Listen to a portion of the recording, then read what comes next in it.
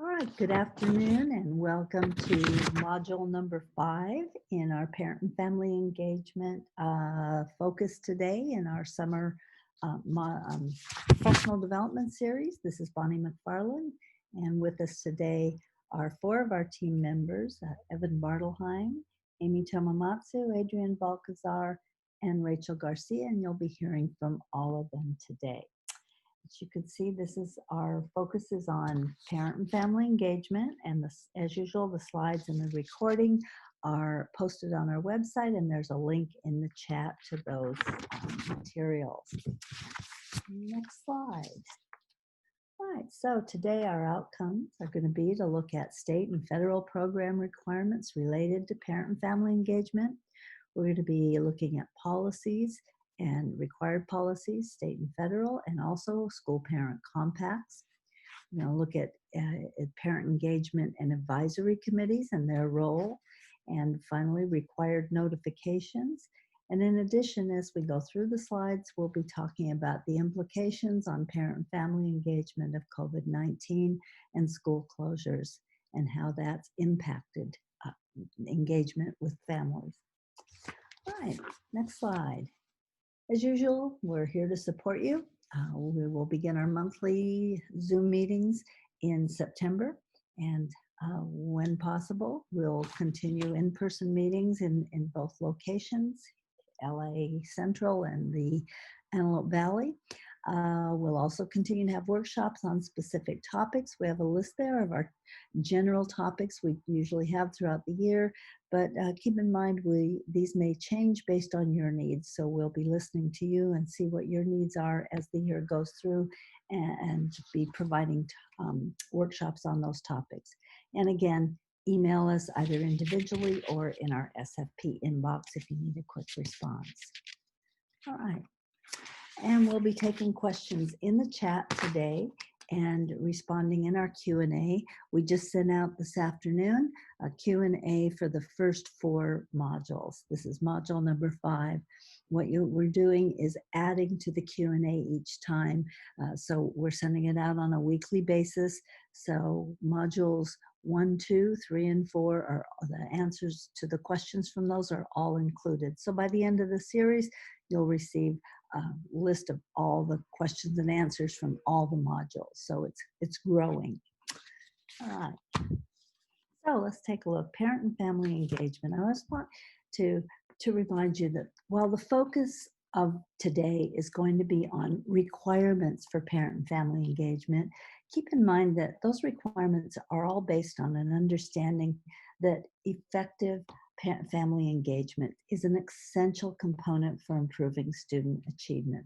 We're going to take a look at some of that evidence later, but you'll see how all the requirements that have grown out of both state and federal programs have been based on this belief, and not just a belief, but an understanding based on research. Okay. So it's hard to believe, but almost 20 years ago, we had for the first time a definition of family engagement, and that was in No Child Left Behind legislation. Prior to that, we talked about family engagement, but there really hadn't been any specific definition for it. At that time, we got a definition, and that definition has lasted, and it's also driven a lot of the requirements and a lot of how we approach family engagement. And the 3 key words in there were that family engagement needs to be regular, it needs to be two-way, and it needs to be meaningful. So communication shouldn't be just a one-way street. It shouldn't be just at the beginning of the year or periodically. And it shouldn't be cursory. It should be really meaningful to the parent and their child's progress. So you'll be seeing this as we move throughout the presentation. These words will keep popping up. All right, before we go ahead, just like to make a note about COVID, because that's your life right now. And COVID-19 has made a lot of changes. What it's done, though, it's brought families and schools closer together. Education has really become a shared responsibility because now parents are even more involved in their child's education. They're right there in the home, and they become true partners with teachers. We've also learned a lot more about our families and the challenges they face. We're right in their homes now, And if we're not in their homes through virtually and connecting with them, we're certainly hearing about the challenges, whether it's in newspaper articles or radio interviews with parents. We really are getting a deeper sense of the challenges faced by many families in supporting their child, and even more so now. In addition, the learning continuity and attendance plan requires outreach to parents to inform the plan, and it also includes efforts to communicate with families who don't have internet access or who have limited English skills. So the learning continuity plan is very much focused on engagement. Again, COVID-19's brought a lot of stress and tension for all of us. And what we need to keep in mind is that transparency and clear, regular, meaningful two-way communication with all our stakeholders can help bring families and schools closer together so we feel like we're on the same team and moving in the same direction. We've included a resource for the California Collaborative for Educational Excellence, and it's very much focused on our current times under COVID and the new plan, and it includes best practices for communication and engagement with families. And you'll find in there surveys, sample letters to send out to parents, great research you might want to check out. So, what is parent engagement? Well, there's lots of descriptions of it in a variety of documents and legal requirements. As I said, Every Student Succeeds Act maintained the definition under NCLB that parent engagement is about ensuring two-way meaningful communication between family and school staff, and to the extent practical in a language that parents can understand. The California Comprehensive Assistance Center talked about parent engagement as the exchange of information. And notice the bolded words, okay? Purposeful interaction and meaningful participation to support student learning. So it's purposely focused on increasing student achievement. It's not just communication for communication's sake, but the focus is on students and their achievement. Next is from research, and that shows effective family engagement. And the terms they use are intentional and systematic partnerships with educators and families. So that idea of we are partners in this supporting our children. And then finally, the California Department of Education talks about building effective partnerships, and they say schools must purposely integrate that family engagement into the goals for student learning. So again, you see the link between student achievement and parent engagement. So it's not parent engagement just for engagement's sake, it's parent engagement to support our students. Okay. Next slide. I talked about research. This is the research that actually drove the original work on our family involvement policies and family involvement definition at the federal level. It's come out a long time ago, but a new wave of evidence seems to be the sort of the Bible of research. What they did was take a collection and a synthesis of research on parent and family engagement. And what conclusions they came to is that there is a positive and convincing relationship between family involvement and the benefits for students. And that includes improved academic achievement. Okay? And the point they also learned was that holds true for families across all economic, racial, and educational backgrounds and for all ages. So this isn't just an elementary thing, it's for all students. Right? So essentially what they found in the new wave of evidence was that if parents are involved, students from all backgrounds tend to earn higher grades, get higher test scores. They enroll in higher level programs. They are promoted and earn credits at a higher level. They adapt well to school and their attendance improves. They have better social and behavioral skills, and they graduate and go on to college. So you can see that the investment you make in family involvement pays off big time in terms of student achievement. So now I'm going to turn it over to Evan, and he's going to walk you through some of the state requirements. Thanks, Bonnie. Yes, as Bonnie mentioned, I'll be talking about the state requirements, primarily involving parental engagement as it relates to the LCFF and the LCAP. Next slide, please. So under the local control funding formula, California established 8 state priority areas that must be addressed through the local control and accountability plan, the LCAP. And number 3 is parental involvement, or as has been noted in some more recent updates, the parent and family engagement, or also sometimes you'll see parent involvement and family engagement reference. That's the Ed Code reference, but we'll stick with parent and family engagement. This graphic is still relevant, but for some reason they haven't updated all their links. Next slide, please. So Ed Code 52060 defines parental involvement and family engagement as efforts the school district makes to seek parent input in making decisions for the school district and each individual school site, including how the school district will promote parental participation in programs for unduplicated pupils and individuals with exceptional needs. Next slide, please. Family engagement may include, based on this definition, but not need be limited to, efforts by the school district and each individual school site to apply research-based practices such as welcoming all families into the school community, engaging in effective two-way communication, supporting pupil success, and empowering families to advocate for equity and access. Family engagement may include, but need not be limited to, treating families as partners to inform, influence, and create practices and programs that support pupil success in collaboration with families and the broader community, expand pupil learning opportunities and community service, and promote civic participation. Next slide, please. As Bonnie noted earlier, the research on parent involvement indicates that this priority has significant impacts on all the state priority areas. As noted in California's family engagement framework, while there is as yet no single breakthrough study, a review of recent research literature provides information useful in making decisions and recommendations for parent involvement program planning. Some notable findings include activities that support learning at home, engaging parents directly with their students, and school-home communication activities, engaging parents directly with school personnel, hold the most significant promise for supporting student achievement.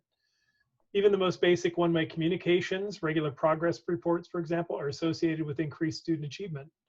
For students from minority groups experiencing a variety of challenges, learning at home and school-home communication activities show special promise. Building on parent strengths by providing parent training and education enhances the effectiveness of learning at home and school-home communication. Strategies utilizing parents to reinforce classroom instruction, either in the home or in the classroom, are successful when they are content-specific and supported by explicit parent education and training. And parent involvement activities often have a ripple effect, initiating other beneficial activities or conditions and building parent and student capacity. Next slide, please. So as a means to measure an LEA's efforts within the state priority area 3, the state has developed a local indicator on the California dashboard, which we discussed in our last presentation. And for this, an LEA uses a self-reflection tool included within the dashboard to report its progress on the local performance indicator to stakeholders and the public.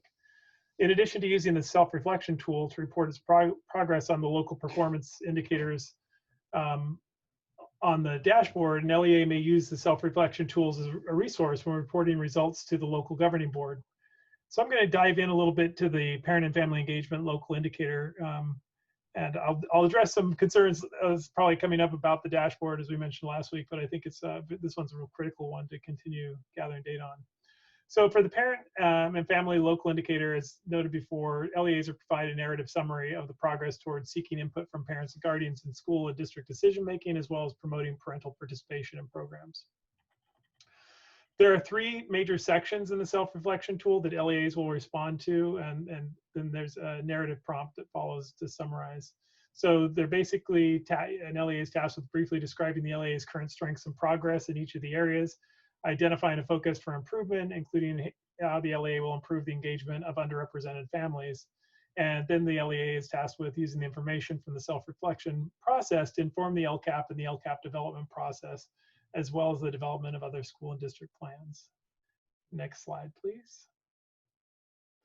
So just to briefly go over the process for all of the local indicators, but that use the self-reflection tools. The LEA should first identify the diverse stakeholders that need to participate in the self-reflection process in order to ensure input from all groups of families, staff, and students in the LEA, including families of unduplicated students and families of individuals with exceptional needs, as well as families of underrepresented students. The LEA should then engage stakeholders in determining what data and information will be considered to complete the self-reflection tool. And LEA should consider how the practices apply to families of all student groups, including families of unduplicated students and families of individuals with exceptional needs, as well as families of underrepresented students. You'll see at the bottom of the slide, there's a screenshot of what the self-reflection tool looks like. There are 5 categories that, after considering the data that's provided and an analysis, an LEA will determine which current stage of implementation for each practice that they consider themselves to be, ranking lowest to highest. They're in the exploration and research phase, a beginning development, an initial implementation, a full implementation, or finally the highest level, full implementation and sustainability. After they've completed these responses, they'll write a brief response to the prompts for each of the sections. So the first section, building relationships, is noted here, is really looking into the LEA's progress in developing the capacity of staff to build trusting, respectful relationships with families, creating a welcoming environment for all families in the community, supporting staff to learn about each family's strengths, cultures, languages, and goals for their children, developing multiple opportunities for the LEA and school sites to engage in that ever important two-way communication between families and educators using the language that is understandable and accessible to the families. So you can see this is still, if it's always been relevant, but it's more relevant than ever right now, as Bonnie's noted. Next slide, please. The second section of the local indicator self-reflection tool is ask the LEAs to rate their progress in building partnership for student outcomes. And here LEAs asked to look at how they do in providing professional learning and support to teachers and principals to improve the school's capacity to partner with families, providing families with information and resources to support student learning and development in the home, implementing policies or programs for teachers to meet with families and students to discuss student progress and ways to work together to support improved student outcomes, and how successful they are in supporting families to understand and exercise their legal rights and advocate for their own students and all for their own students and all students. Next slide, please. The final section is the LEAs are asked to report their progress in seeking input for decision making, and in this section they'll be asked how they do in building the capacity of and supporting principals and staff to effectively engage families in advisory groups and with decision making, building the capacity of and supporting family members to effectively engage in advisory, providing all families with opportunities to provide input on policies and programs and implementing strategies to reach and seek input from any underrepresented groups in the school community, and providing opportunities to have families, teachers, principals, and district administrators work together to plan, design, implement, and evaluate family engagement activities at school and district levels. Next slide, please. So here are a few of the ways. A big question is going to be, how do you get the data? What data should you be collecting to inform the self-reflection tool? And I've drawn here from a family engagement toolkit, which Adrian's going to speak about a little bit later on in the presentation. But some good examples are surveys, either mail or of course by electronically, group administered surveys, telephone surveys, interviews or focus groups. Of course, now, given the COVID situation, interviews might be done remotely.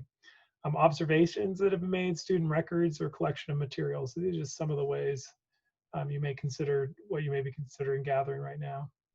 Next slide, please. An important note, though, just with regards to the dashboard, and I think this came up recently with the lack of a dashboard for 2020. With the approval of SB 98 and the elimination of this fall's dashboard, the need to collect and report the local indicators for this fall has been eliminated. However, the CD has indicated that while the reporting of data for the local indicators not required this fall, the standards for the local indicators remain unchanged, and they'll need to be considered when developing the LCAP in the spring for the 21-22 school year. So I've included a link to the FAQ here for the dashboard.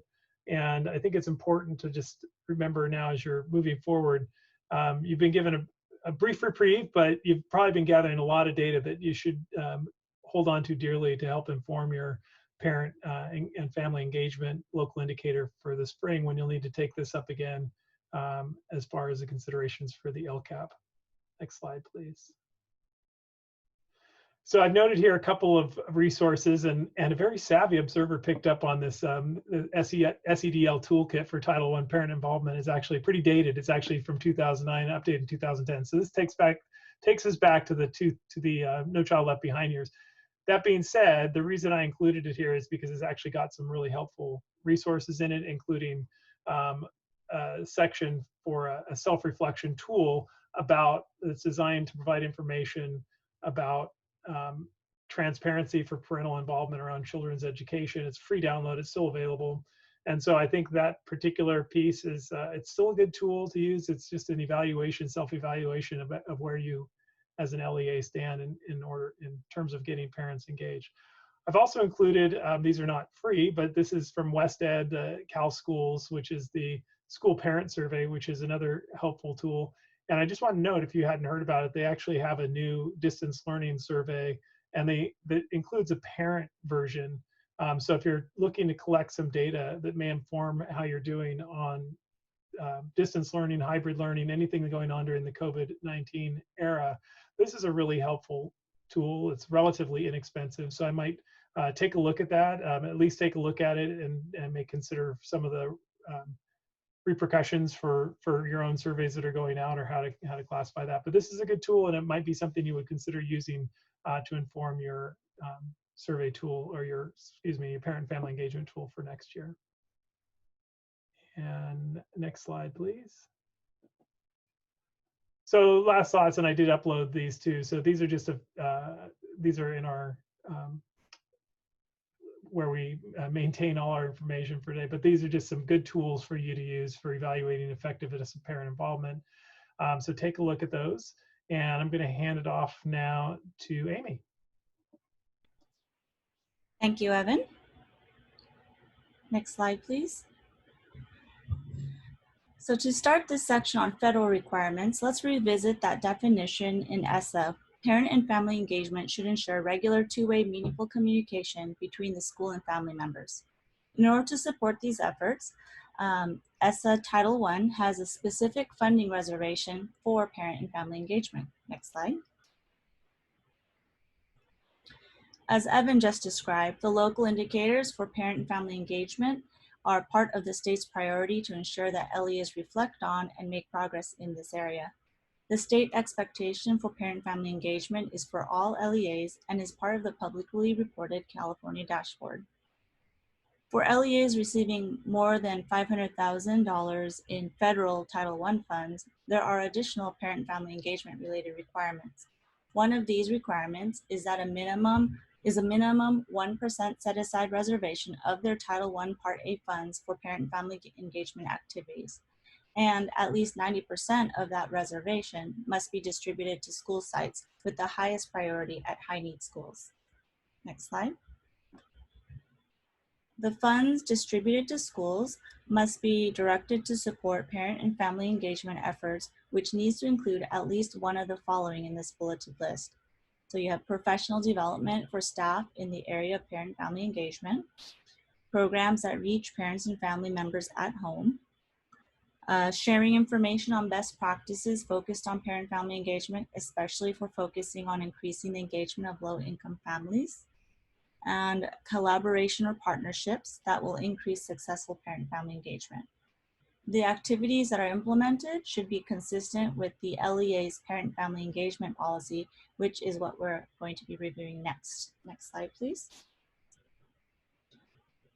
You can go ahead to the next slide. Thank you. In this next section, we'll be looking at the requirements for parent and family engagement policies. There is a requirement for an LEA level policy and a requirement for school level policies. In general, parent and family engagement policies are a requirement at both Title I and non-Title I schools. For Title I schools, they have specific requirements for the content of the policy, which are outlined in ESSA, whereas requirements for a parent and family engagement policy in a non-Title I school is described in the California Ed Code 11500 through 11506. As per the requirements of ESSA, the policies must be developed jointly with parents, and it must be distributed to parents of Title I students. So at a school-wide school, this means all students, all parents of all students. In a targeted assistance school, the policy meeting the federal requirements would only need to be distributed to parents of students targeted for Title I services. Next slide. So first we have a couple slides about the LEA level policy. The LEA policy must be board approved, and a sample of an LEA level parent and family engagement policy is available on the CDE website, which is available at the link on the previous slide. The policy must be jointly developed and distributed to parents of Title I eligible students. This policy also must be annually evaluated with the involvement of parents and family. Districts may accomplish this in various ways, but one thing to note that you might want to check your policies in your districts and schools, and if the title of the policy says parent involvement policy instead of parent and family engagement policy, it might be time to update that, because we've heard that that's a sign that things might be outdated. For those of you who maybe have been around, the requirements used to be for parent involvement, and now they're calling it parent and family engagement. Through the federal program monitoring process, these LEA level requirements are reviewed in districts using the compensatory education instrument, specifically CE1. The evidence reviewed includes how the policy was distributed, agendas, minutes, and sign-in sheets showing the joint development process, results of parent satisfaction or parent input in the evaluation of the policy, as well as the policy itself.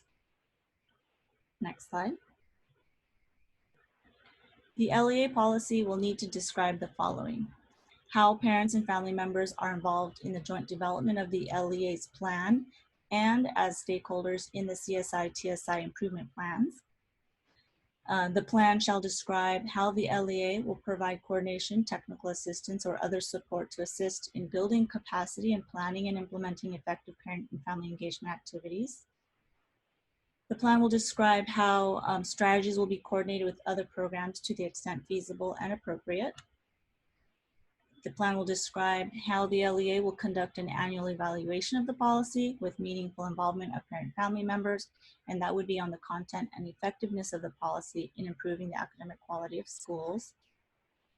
You would describe how the LEA will use those results and design evidence-based strategies and revise the policy if necessary. And lastly, describe how the LEA will involve parents in activities of the schools to adequately represent the needs of the population. Next slide. So now at the school site level, each school is also required to develop jointly with parents a school level parent and family engagement policy. The requirement of the school level policy are also outlined on the CDE webpage and included in the compensatory education instrument as part of the federal program monitoring process. Specifically, that would be item CE2. And a sample school level policy is also available for download on the CDE webpage. The school level policy will need to describe how it will carry out the requirements, and those requirements will be shown on the next slide. The peer policy should also be offered in a format and language parents can understand and be updated periodically. We have a couple notes for you on this slide. For single school districts and direct funded charter schools, those schools may develop one policy that includes requirements of both the LEA Title I, LEA level parent family engagement policy, as well as the school level parent family engagement policy. It's not necessary to have two separate policies if the school and the LEA are one and the same. Also, another note, if the school is targeted assistance, there is no need to have separate policies for students participating in Title I services and those who do not. The school may jointly develop a policy with parents that applies to all parents and family members, just making sure that the policy does meet the Title I side of the requirements. With this, the school can distribute one plan to all students rather than having to maintain two separate policies. Next slide, please. The school level policy, these are the items that need to be described within that policy, and they would be the means for how the school will carry out the requirements of convening an annual Title I meeting, offering a flexible number of those meetings, and involving parents in the planning, review, and improvement of the school's parent-family engagement policy and school plan. Next slide. In addition, the school policy will describe how the school will provide timely information about the Title I program, a description of the curriculum, assessments and achievement levels, and opportunities for parents to request regular meetings. Evidence that will be required to demonstrate these requirements through the FPM process include evidence of the annual distribution of that policy, records that will show evidence of capacity building for parent-family engagement and what that could look like. It could be parent notices or invitations or letters, parent surveys, Title I meeting agendas, SSC agendas, or other parent activity materials. They'll be looking for agendas, minutes, sign-ins for meetings where parents and family members were involved in the joint development of the policy. And of course, the school policy itself. And the school level policy should have the school name included in the document title. So they look for that. And the reason for that would be because while the requirements of the descriptions to be included in the school parent and family engagement policy are the same for all Title I schools across the district, each school does jointly develop a plan with input from their own parents and family community. So you'd expect that the details of school level policies would differ across schools even within an LEA. Also, one consideration in this current time that we face during this pandemic, a school might want to consider whether or not there are some revisions necessary to the school level policy to describe how the school is committed to maintaining parent-family engagement in a time of school closures and distance learning. So as we start this new school year, that might be something that schools would want to consider. And I'm going to now pass it on to Adrian. Thank you. Hi, good afternoon. So as a component of the school level parent and family engagement policy, each school that is served under Title I, Part A, must develop a school parent compact that is developed jointly with parents. It must include how the school, parents, and students will share the responsibility for academic achievement for all children served under Title I, Part A. And it also must address the importance of ongoing communication between teachers and parents.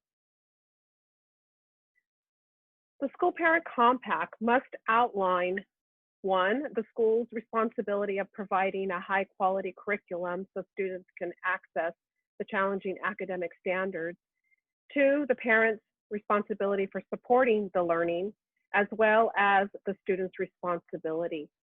It must also address the importance of communication between teachers and parents on an ongoing basis through, at minimum, parent-teacher conferences in elementary schools, at least annually, during which the compact shall be discussed, and the compact relates to the individual child's achievement.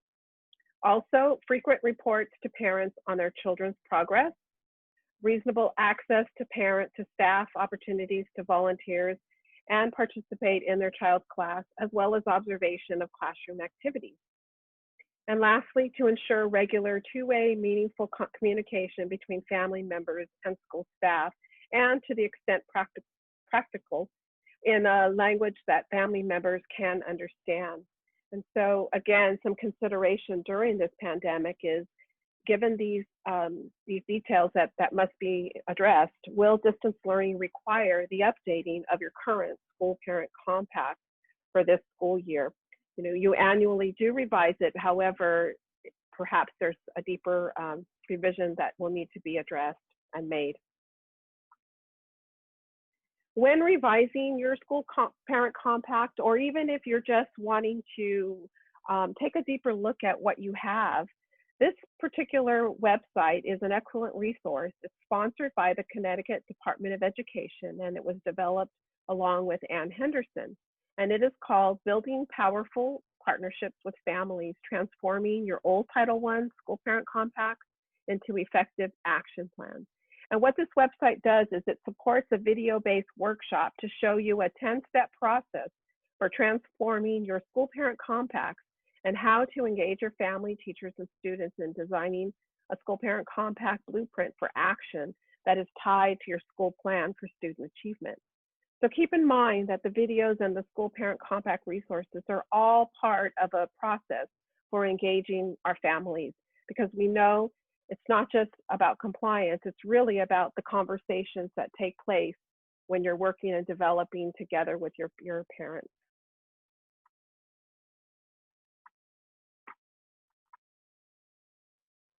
Another component of ESSA is outlined in the school's parent and family engagement policy is building the capacity for involvement. The schools must ensure that there is effective involvement of parents and support a partnership among the school, parents, and community to improve academic achievement. So each school and district, LEA, that's receiving federal funds must provide this assistance by assisting parents in understanding the state materials and state academic standards, local assessments, and how to monitor their child's progress. The district and schools must provide training and materials to help parents work with their children to improve academic achievement.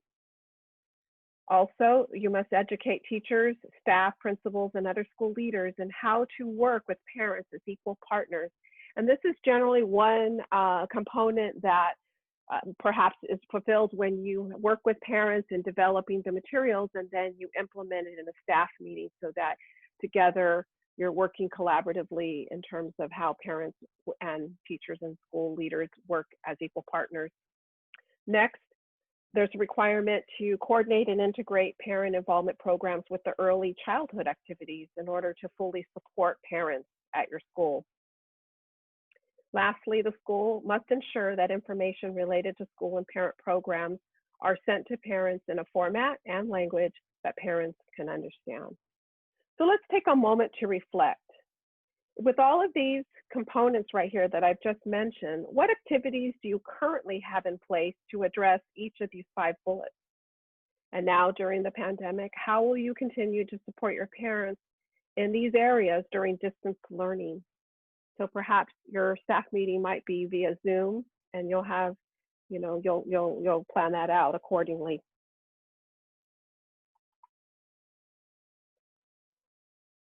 For support, you can find the requirements and many other resources on CDE's Title I, Part A, Parent and Family Engagement webpage as seen here.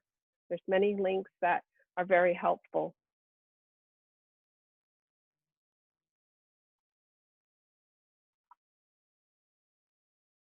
Next, we have the Family Engagement Toolkit. And this was developed by the Department of Education, California Department of Education, in collaboration with the California Comprehensive Center at West Ed and with many county offices of education. And so as Evan earlier pulled some materials from it, we can see that this toolkit is it addresses the vital role of family engagement in school improvement. And so it addresses many questions, such as how can we increase the engagement of underrepresented families?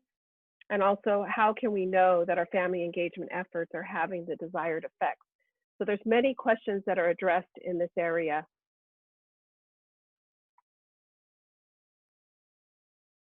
The toolkit points out that successful parent engagement basically boils down to our efforts with these 2 critical dimensions of family engagement. And they are trusting relationships and connection to student learning. And we know that building relationship means that there is a 2-way communication, not a 1-way dialogue. And it's through this that allows parents to feel respected and welcomed. And we know that with trusting relationships, it has to be connected to student learning in order to make a difference in academic achievement. In this toolkit, it shows this matrix, and it's really important to really take a deeper look at this because it allows us to reflect on our own practices, our own events, our own activities, and it guides us into determining whether we're going to have the outcome that we had intended. So the purpose of our conversation with on parent and family engagement is not just to talk about family and engagement, family engagement or for compliance. It's really to look at how the research indicates that there is truly a correlation between high student achievement and family engagement. So we want to use this as a support for increased student achievement. So if we look at this matrix and we look at weak relationships and weak connection to learning events, we're looking at the left-hand bottom corner. And so if we have activities that are following this, we might see that perhaps we sent out announcements about school events. And although it's good to do that, we sometimes find that it doesn't have an impact on increased student achievement. If we just sent it out as a newsflash or a newsletter with no connection to the relationship and the purpose of student learning. If we look over at the strong relationships but weak connection to learning, we might see this in our schools as events like holiday programs, harvest festivals, the Halloween dance, campus beautification. And we usually will see a great attendance for these, but sometimes they don't directly link us to student learning, and therefore there is a low impact on student achievement. If we look at the next box, weak relationship and strong connection, we might see that we have an activity where we have a presentation on A through G requirements, or a Common Core presentation, or maybe even your Title I annual meeting, which is very connected to academic achievement. However, if your event is a one-way dialogue, one-way communication, then sometimes we realize that we get poor attendance for this. So if you look in the upper right-hand corner, you'll see strong relationships and strong connection to learning. And this is what we know research has showed, as well as practical experience, is that events such as student-led conferences, interactive family writing nights, and parent training parents on how to support their children at home, we see that the correlation of strong relationships and strong connection to learning gives us the best results for academic achievement. And so again, this is great to kind of self-reflect on the activities that you do at your site and see, are you getting the results that you have set out to get. Now we're going to move on in looking at parent engagement and advisory committees. If you would like a more in-depth presentation on this, you can follow this link with the green wording here that says recording of Module 3, Site Level Planning, and you will be able to look at more in depth on the requirements and the responsibilities of these advisory committees. So we know there are many opportunities for parents to be engaged at the district level as well as the site level. So I'm going to continue talking about the district level committees. So we know that parent input is needed and necessary in the development of the LCAP. It states that parents must be involved in this process.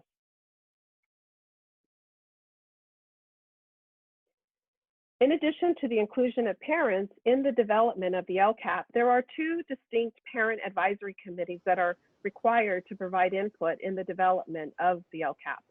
The first is the Parent Advisory Committee, which must be composed of a majority of parents of pupils and must include parents or guardians of English learners, foster youth, and low income. The second required committee is the English Learner Parent Advisory Committee, and is required if the school district enrollment includes at least 15% English learners and at least 50 students who are English learners. The English Learner Parent Advisory Committee must be composed of a majority of parents of English learners, and a school district is not required to establish a new English Learner Parent Advisory Committee if the district has an existing committee that meets these requirements, such as the DELAC. For this school year, as mentioned before, for the 2021 school year, we know that we have to fill out we have to complete the learning continuity and attendance plan as required in Ed Code 43509.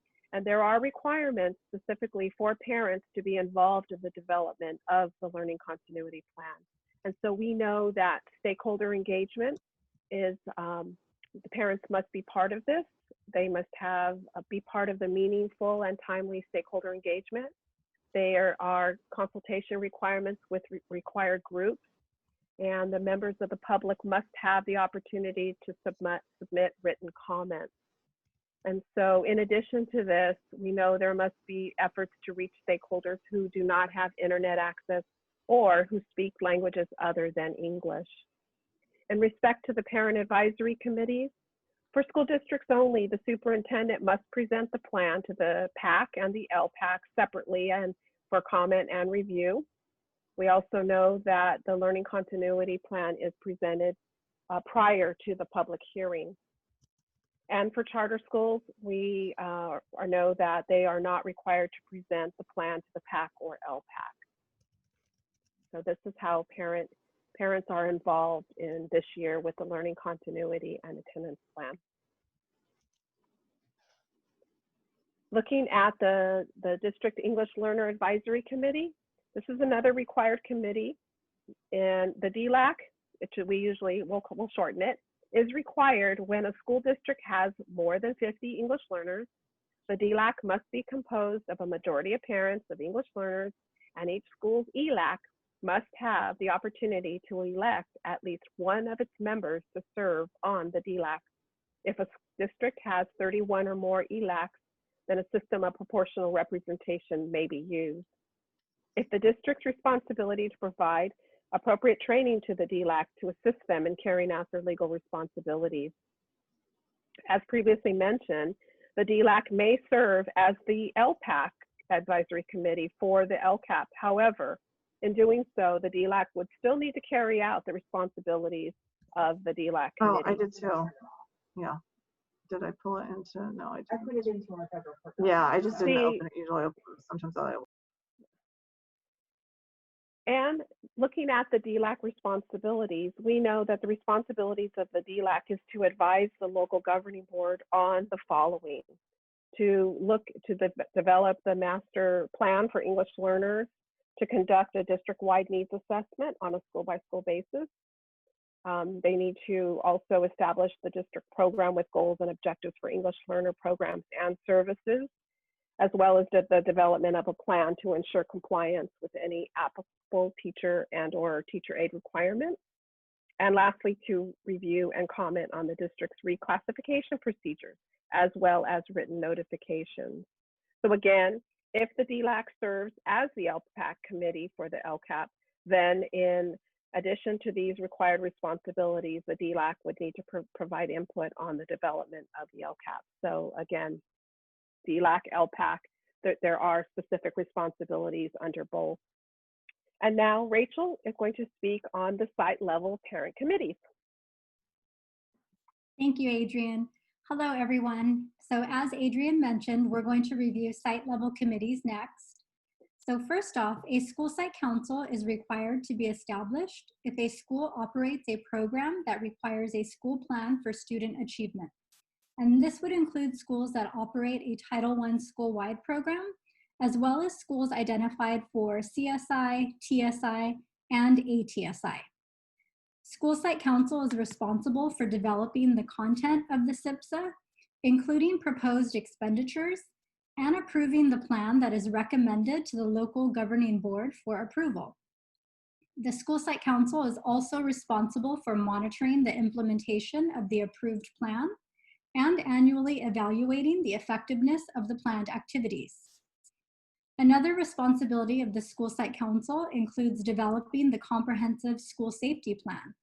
Unless this responsibility has been delegated to another site level committee that meets specific composition requirements specified in Ed Code. Next slide, please. So there are specific composition requirements for school site councils identified in Education Code 65000. The school site council is composed of 2 groups, and there must be parity or equal numbers across these 2 groups. So the school staff group includes the principal or designee, classroom teachers, and school personnel who are not classroom teachers. Classroom teachers must make up the majority of this group. At the elementary level, the parent community member group includes parents and community members. And at the secondary level, this includes parents, community members, and students. And in order to ensure parity across both groups, the minimum number of school site council members at both an elementary and secondary level is 10. Next slide, please. Education code also states that school site council members must be selected by their peers. So this means that classroom teachers are selected by classroom teachers, non-teaching school personnel are selected by non-teaching school personnel, parent and community members are selected by parents of students attending the school, and at the secondary level, students attending the school are selected by students attending the school. In selecting school site council members, this may be done through a ballot or an open meeting vote. And it's important to note that no seat may be reserved for any group or individual. A separate election must be held for school site council student members. So this means it can't just be a responsibility added on to students serving on ASB. Another important note is that parent members may not be employees of the school. A parent who is employed at the school may serve on the school site council. However, he or she would represent the school staff group. Next slide, please. Per Education Code 52176B, an ELAC must be established if a school has 21 or more English learners. And ELAC responsibilities include advising the school site council on programs and services for English learners for inclusion in the school plan, assisting in the development of a school-wide needs assessment, and efforts to make parents aware of the importance of attendance. The ELAC must also have the opportunity to elect at least one member to the District English Learner Advisory Committee. Next slide, please. So this slide goes over the ELAC selection and composition. And so the only selection requirement for ELAC is that ELAC parent members must be elected by parents or guardians of English learners. In terms of composition requirements, the parents or guardians of English learners must constitute the same percentage of the ELAC membership as the percentage of English learners in the school. So this means that if 60% of the students in the school are English learners, then at least 60% of the parents or guardians must be a parent or guardian of an English learner. Parents or guardians of English-only students or RFEPs may serve on the ELAC as long as the English learner percentage requirement is met. Next slide, please. So this question has come up previously about advisory committees and meetings held virtually. And so on March 17th, Governor Newsom signed Executive Order N2920, which authorizes a local legislative body or state body to hold public meetings via teleconferencing and to make public meetings accessible telephonically or otherwise electronically to all members of the public seeking to observe and to address the local legislative body or state body. Although this guidance is related to board meetings and the Brown Act, CDE has indicated that these flexibilities also apply to committees that adhere to the Green Act, such as school site councils and ELACs. And on April 23rd, Governor Newsom signed Executive Order N5620, which extended the language about public meetings to ELACs and DELACs. As a result of both of these executive orders, public meetings such as school site council and ELAC meetings may be conducted telephonically or virtually, provided the LEA follows the requirements specified in N2920, which includes providing parents with advance notice of the meeting time, agenda, and teleconferencing information. Next slide, please. So you'll want to be sure to maintain documentation of any virtual advisory committee meetings that are held. And so examples of evidence includes documentation that verifies meetings and attendees, such as the recorded audio or video file of the meeting, recording the participants' names from a verbal or visual roll call in the meeting minutes, or also taking a screenshot or a printout of the participant list. If the committee is taking action on an agenda item, you'll also want to be sure to document this, whether it be through the chat, a poll, or a visual and verbal vote that again is documented in the meeting minutes. In addition to documenting virtual meetings, if you're conducting any school site council or ELAC elections virtually, you'll need to be sure to document this process as well. And CDE has indicated that this can be documented through online chat features or online polls or Google Forms. However, it will also be important to consider ways to include parents who don't have internet access, such as sending ballots or nomination forms through regular mail, or providing a way for parents to call in their nominations and cast their votes. Next slide, please. So in this next section, we're going to review some of the parent notification requirements specific to the Parents' Right to Know section of ESSA, which is in section 1112E of ESSA. It's important to note that there are many required notifications that LEAs in schools must send out, and this section by no means addresses all of the required notifications. Again, this section is just meant to highlight some of the key Parents' Right to Know federal requirements. Next slide, please. So there are 3 key parental notification requirements in ESSA section 1112E1. And so the first notification requirement is that annually, at the beginning of the school year, LEAs must inform parents of students attending a Title I school that they may request, and the LEA will provide on request and in a timely manner information regarding the professional qualifications of the student's classroom teachers.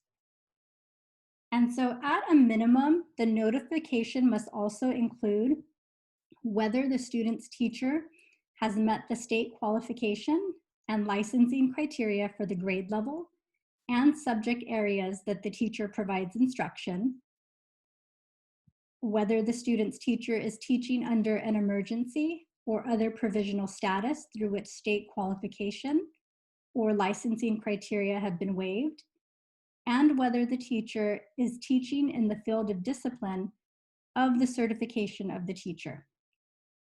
It must also include whether the child is provided services by paraprofessionals, and if so, their qualifications. The next notification requirement is that a school that receives Title I Part A funds must provide each individual parent information on the level of achievement and academic growth of the student, if applicable and available, on each of the state academic assessments required under Title I Part A. Another notification requirement is the 4-week letter.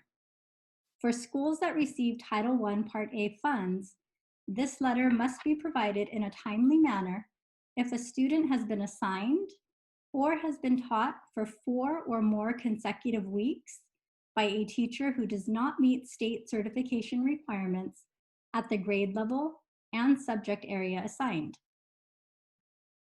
Both the teacher paraprofessional qualifications letter and the 4-week letter are monitored through the FPM process in compensatory education. And the CDE has provided samples of both of these notifications, and they can be accessed at the link provided on this slide. Next slide, please. So the next area of the Parents' Right to Know requirements address testing transparency. At the beginning of the school year, an LEA that receives Title I Part A funds must notify the parents of each student attending a Title I school that the parents may request, and the LEA will provide the parents on request, and again in a timely manner, information regarding any state or LEA policy regarding student participation in any assessments mandated by Title I Part A and by the state or LEA. This should include a policy, procedure, or parental right to opt the child out of such assessment where applicable. Another requirement of this section is that each LEA that receives Title I Part A funds must make widely available through public means, including by posting in a clear and easily accessible manner on the LEA's website, and where practicable, on the website of each school served by the LEA, for each grade level served by the LEA.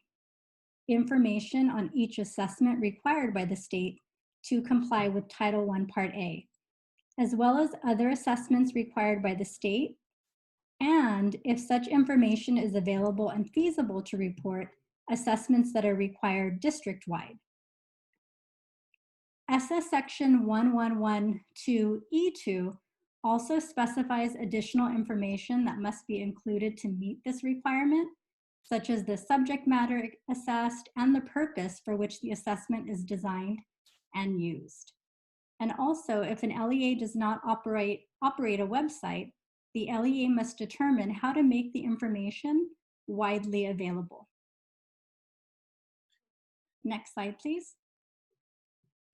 So the next area of parents' right to know addresses language instruction. So the first required notification is the annual parent notification. So each LEA using Title I Part A or Title III funds to provide a language instruction educational program as determined under Title III must provide this notification to the parents of English learners identified for participation or participating in such a program, not later than 30 days after the beginning of the school year. Now, there are many required components that must be included in this notification. And so just to name a few of them, it must include the reasons for identification, the child's level of English proficiency, and how such level was assessed, as well as the specific exit requirements for the program. And so again, these are just a few of the components that must be included in this annual notification. And so all of the required components can be found in ESSA Section 1112E3. The initial parent notification is required for children who have not been identified as English learners prior to the beginning of the school year, but are identified as English learners during the school year.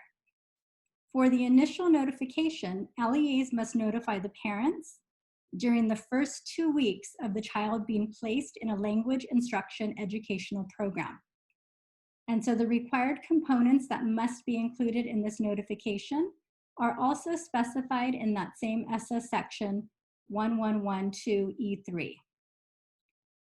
Now, both the annual and the initial parent notification letters are monitored through the FPM process in compensatory education.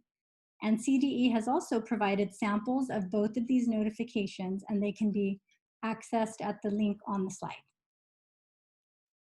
Next slide, please.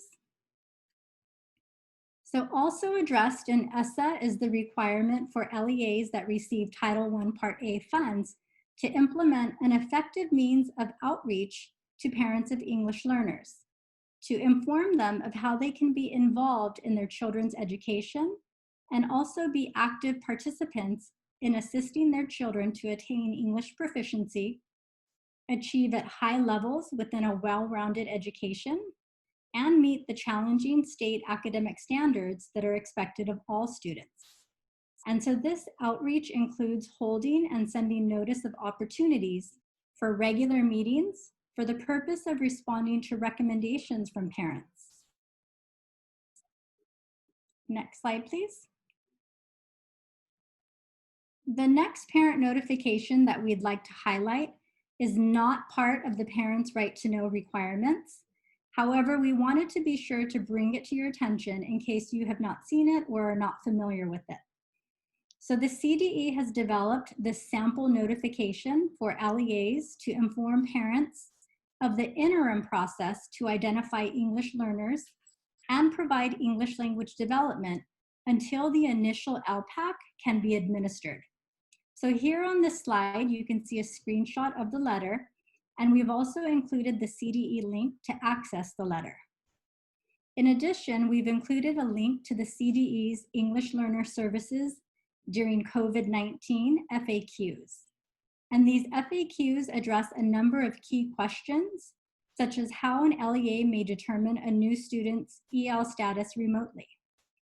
And for further information, you may also contact our MOS unit, and we will include that contact information in our Q&A follow-up. Next slide, please.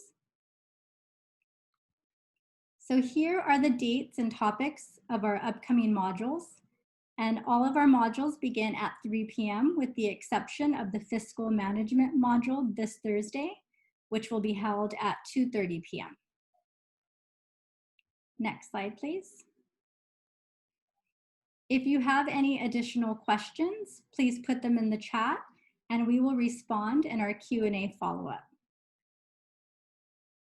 Next slide.